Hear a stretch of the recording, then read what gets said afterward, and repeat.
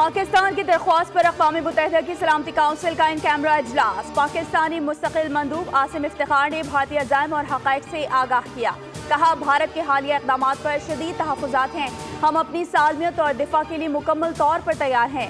پہلگام حملے کی ہم نے مذمت کی، پاکستان کا اس سے تعلق نہیں، پاکستان دہشت گردی کے خلاف فرنٹ لائن پر ہے، 90,000 قربانیاں دیں۔ بھارت کی سنتاس معاہدے کی خلاف ورزی عالمی قوانین کی خلاف ورزی ہے۔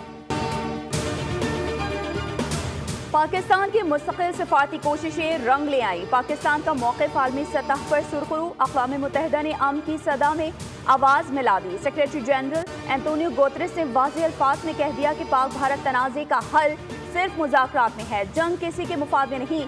میڈیا سے گفتگو میں پاکستان اور بھارت کو ثالثی کی پیشکش کر دی، کہا دونوں ممالک کے درمیان تناؤ خطرناک حد تک بڑھ چکا ہے۔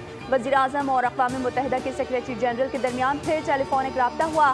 سیکیورٹی صورتحال پر تبادلہ خیال، وزیر اعظم نے اپنی تشویش کا اظہار کیا کہ بھارت نے ابھی تک کوئی ثبوت فراہم نہیں کیا اور پھر بھی وہ اشتعال انگیز بیان بازی اور جنگ کو ہوا دینے کا سلسلہ جاری رکھے ہوئے ہے۔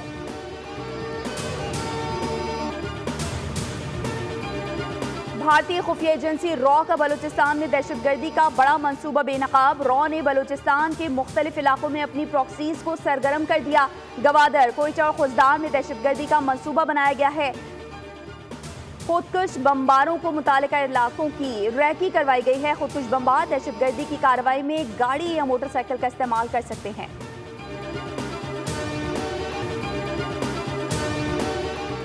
ایران کے وزیر خارجہ عباس عراقچی کی صدر مملکت آصف علی زرداری اور وزیر اعظم شہباز شریف سے ملاقات۔ صدر اور وزیر اعظم کا بھارت کے اشتعال انگیز رویے پر شدید تشویش کا اظہار۔ ایرانی وزیر خارجہ عباس عراقچی سے ملاقات میں کہا بغیر ثبوت پہلگام واقعے کو پاکستان سے منسلک کرنا مسترد کرتے ہیں۔ وزیر اعظم نے حقائق کا پتہ لگانے کے لیے پھر عالمی تحقیقات کی پیشکش کی۔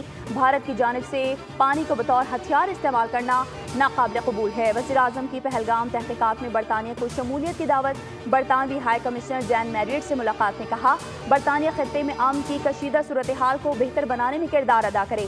برطانوی ہائی کمشنر نے وزیر اعظم کا شکریہ ادا کیا، کہا برطانیہ علاقائی امن اور سلامتی کے لیے پاکستان اور بھارت کے ساتھ مل کر کام کرے گا۔